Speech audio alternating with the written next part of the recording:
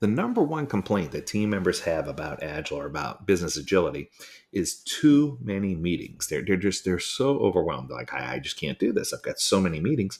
How can we help people overcome meeting fatigue? How can we help the teams understand that the meeting is not designed to be arduous and it's not recommended that teams attend every meeting? I think part of this rests squarely on the shoulders of having a good facilitator, not just a good facilitator, but a great facilitator. So, how do you get to the point where you get someone to follow some simple tips, tools, and tricks to make their meetings more effective? So, there was a study that was done that talked about how many hours a team member spends in meetings. And this particular study said that these teams on average spent 392 hours a year in meetings. That's excessive and ridiculous, right? So I put together a short list. So a short list of things you can do to make meetings better. So let's get started. Let's do this. So the first one is, number one, right out of the gate, avoid going to meetings that seem unproductive. If the meeting doesn't have an agenda, if it doesn't have a clear purpose, if there's no clear reason why you need to be there, then you don't need to be there. And that's what part of this is all about. Avoid going to meetings that are symptomatic of a previous bad meeting, right? So if there's a meeting about an unsolved topic, that's usually going to be a bad meeting, right? Prepare your meetings to be effective, set clear boundaries or goals, and make sure you have the right team members invited. Avoid waiting and wasting time for meetings to make decisions. And what I mean by that is so many people wait for the meeting to make a decision. You should be able to collaborate before the meeting happens and make most of your decisions. The meeting oftentimes is just to clarify, to put in any clarifications, any adjustments, any pivots that need to be made. The meeting itself usually isn't there to make the decision. It's to support the decision that's been made, right? Okay. Avoid sitting in meetings all day to drain your energy. I remember one time I was at Microsoft, so I'll even tell you who it was, and they had a meeting that was scheduled for multiple days, and every team member was required to be there. But don't worry, they brought in Panera Bread to give you a little half sandwich, a 4-ounce bottle of water, a piece of fruit, because that was going to keep you energized, because that's going to get you, boy, that's what I wake up in the morning for, right? No, not exactly. So what's happening is teams are finding that meetings are ineffective, and then they don't want to go. And if they do go, they're miserable the entire time they're there. So rather than sucking away the will to live for the teams, how do we get past that? How do we get to the point where they can do things? I think that it rests on the facilitator to, number one, learn techniques to facilitate meetings effectively. Now, the good news is we offer an Agile coaching or an Agile facilitation class that is specifically certified Agile facilitation.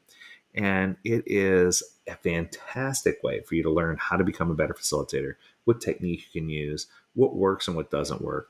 And then try this. Try moving some of your meetings so that they're not all at the same time and always jeopardizing productivity of the team. Adjust the alignment of the meetings so that the teams have more of an opportunity to collaborate together to solve problems instead of waiting for the meeting to solve a problem. That works. So when you do join and lead meetings daily, everyone hasn't learned how to do good collaborative goal setting in meetings. They just don't know how to do it. Many people have learned from people who've led meetings with very little preparation and automatically add meetings to a calendar whenever a question arises.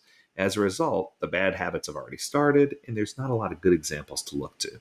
So try to take certified Agile facilitator training if you can, so that you understand the best way to do this and have meetings with purpose. And I think that when you do grasp onto these things, you will pick up some of the better ways that you can do things. And when I say better ways to do things, some examples might be always define a clear objective or goal for the meeting. Ask everyone to share their input and keep all their notes and knowledge in one place if you're doing this online remote.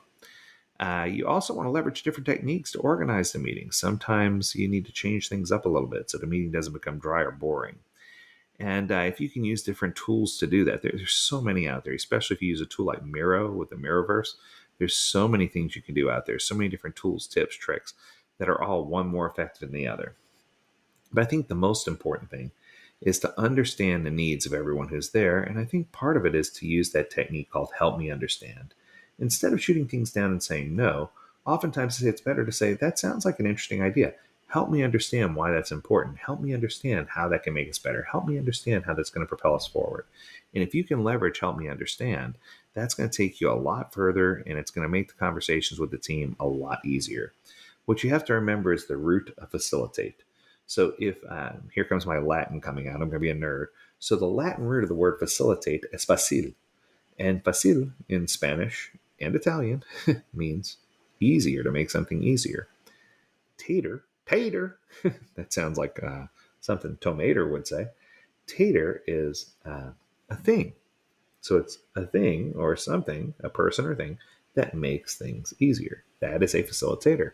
So if you think about it from that perspective, it's the responsibility or accountability, I should say, of the facilitator to keep the meeting simple, to provide tools to help with keeping the meeting simple, and to make sure that everyone has what they need to be successful.